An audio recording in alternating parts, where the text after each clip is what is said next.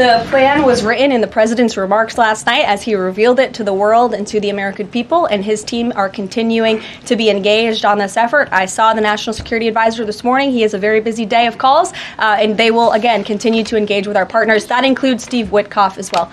It's a very good question, and the president has actually mentioned this, that he does expect the Olympic Committee and the NCAA to no longer allow. And I think the president, with the signing of his pen, starts a very public pressure campaign on these organizations to do the right thing across the country. Again, this is an incredibly popular position. There have been many notable urged to speak out against some very powerful institutions in this country. They deserve to have a voice and a say. The president is bringing their voice to the highest level at the White House this afternoon, and he expects these organizations to comply with this federal executive order that he'll be signing today.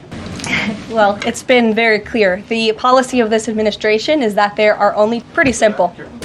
So upon coming out here to the briefing room, I was made aware of the funding from USAID to media outlets, including Politico, who I know has a seat in this room.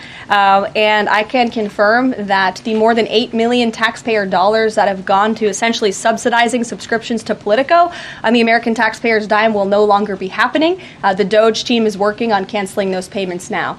Again, this is a whole of government effort to ensure that we are going line by line when it comes to the federal government's books. And this president and his team are making decisions across the board on, do these receipts serve the interests of the American people? Is this a good use of the American taxpayers' money? If it is not, that funding will no longer be sent abroad, and American taxpayers will see significant savings because of that effort.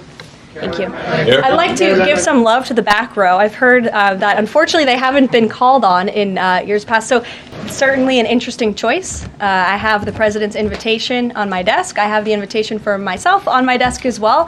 Haven't talked to the president about it. When he makes his decision, I will let you all know, but definitely an interesting choice of the comedian. I'll talk to the boss about it and see what we decide. Sure, go ahead. Yes, yes. It's incredibly unfair and unsafe, and again, an incredibly unpopular policy with the American people. As for the actions that this executive order takes, I already laid those out at the beginning of the briefing. I'm happy to give you a copy of this fact sheet so you can let your audiences across the country know. They should, because it's going to be federal law in about an hour and a half. So your colleague to your right, to my left. The president was already asked and answered this question this week, and he said if Elon Musk comes across a conflict of interest with the contracts and the funding that DOJ is overseeing, then Elon will excuse himself from those contracts. And he has, again, abided by all applicable laws. In the back left, go ahead. The president has always been clear that he believes tariffs are a tax on foreign nations, and he's committed to cutting taxes for the American people here at home. He also believes tariffs are a great revenue raiser for this country, and that's exactly why he has committed to the creation of the External Revenue Service, which I think is a phenomenal idea. Or just go down the whole row. Go ahead. I can confirm that the president is committed to rebuilding Gaza and to temporarily relocating those who are there because, as I've showed you repeatedly, it is a demolition site. There is no running water. There is no electricity. The president wants these individuals to live in peace. He is committed to doing that with this very bold new plan, and we will continue to keep you apprised of updates as we receive them. Ed Lawrence, that's not an answer. Yes, prices at the store and at the grocery pump, across the board, sure. Well, the president is doing everything he can, obviously, to reduce the cost of living crisis in this country as quickly as possible. That's why he signed a litany of executive orders across the board. In the first couple of weeks here, he declared a national energy emergency. He committed to cutting 10 regulations for every new one on the book. As you know, working for a Fox Business-related outlet, deregulation and energy independence are huge drivers of reducing inflation in this country. And I think Americans can be assured by the results President Trump had in his first term, when again inflation was 1.4% when he left office. I don't have a timeline, but the president is doing everything that he possibly can to reduce cost of living for Americans at home. Well, I'm not sure why you're asking me that question, because I've already said the president has not committed to sending Marines or any boots on the ground in Gaza. We'll bring it to the front row. As of now, this will be enforced through education, through Title IX. If the abolishment of the Department of Education continues, which, as the president said yesterday, it's something his team is looking at and considering. It's something he talked a lot about on the campaign trail. Then, of course, we will look at additional maneuvers to ensure that these very important policies can be implemented. Okay, so the president talked about it yesterday in the Oval Office, and he has good reason to talk about it. I mean, look, our education system is failing students in this country. The Nation's Report Card, I brought it up in my remarks last week, it shows that fourth graders are not reading at the level they should. I believe it was 40% of them are proficient in reading. As the mother of a child, I want an education system that helps my child read and write, teaches him math, nothing else in the classroom. And the president is wholeheartedly committed to we can make academia great again in this country. One other question. Deanna, I won't get ahead of the president's discussions or negotiations on your first question about what would be offered. I think the president's made it clear that he expects these nations in the region to step up and to accept Palestinian refugees who will be temporarily relocated for the rebuilding of Gaza. As for whether Prime Minister Netanyahu was aware before the president's remarks, he was indeed. I wasn't present for that reaction. But again, this is something the president has been socializing and thinking about for quite some time. Yeah. Well, first of all, the recruitment level for all branches of our military are at crisis levels, and it serves as a national security risk that our military branches are not fully staffed to where they need to be.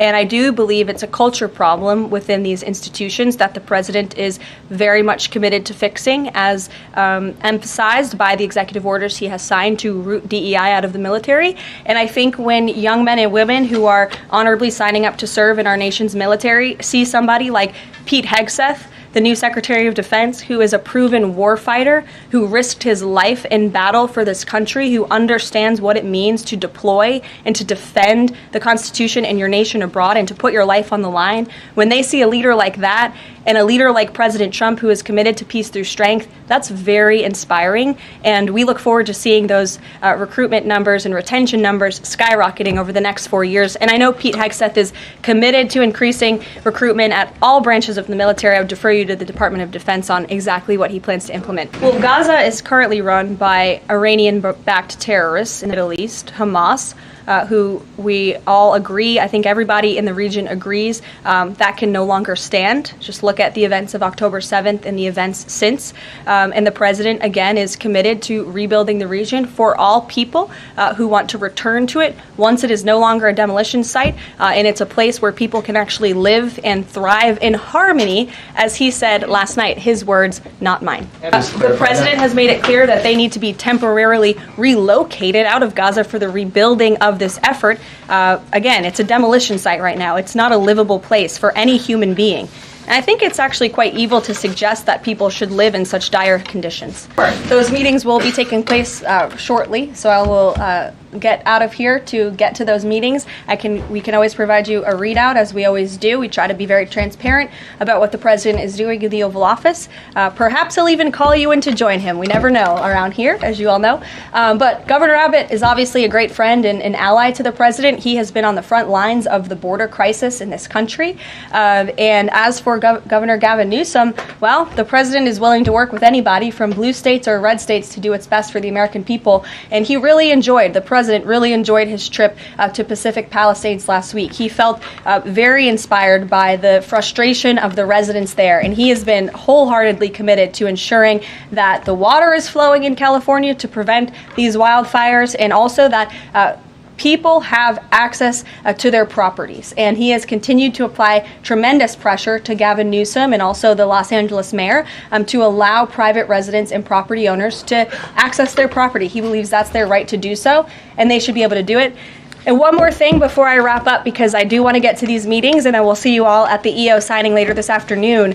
I would just say that you brought to mind California and North Carolina, who continue to be on our hearts, and the president and this administration are committed to ensuring that these individuals get the funding that they need. And I would just say a strong message to Democrats who are out there pretending to be outraged about the long list of crap that this administration is cutting, federal waste and funding, like $2 million for sex changes in Guatemala, $6 million to fund tourism in Egypt, $20 million on a new Sesame Street show in Iraq, $4.5 million to combat disinformation in Kazakhstan. I could go on, and I'm happy to provide this list to every single one of you. Democrats are outraged that the American people want to be, they want their taxpayers going to good uses, not stuff like this. But then they're very quiet about the fact that there are still North Carolinians and people in California who have lost everything, and in the last 4 years, this federal government did nothing to help them. This president will continue to put Americans first, and I think the successes of this week so far speak to that, and it's only Wednesday. So I'll see you guys later this week, and we'll see you this afternoon. Thank you very much.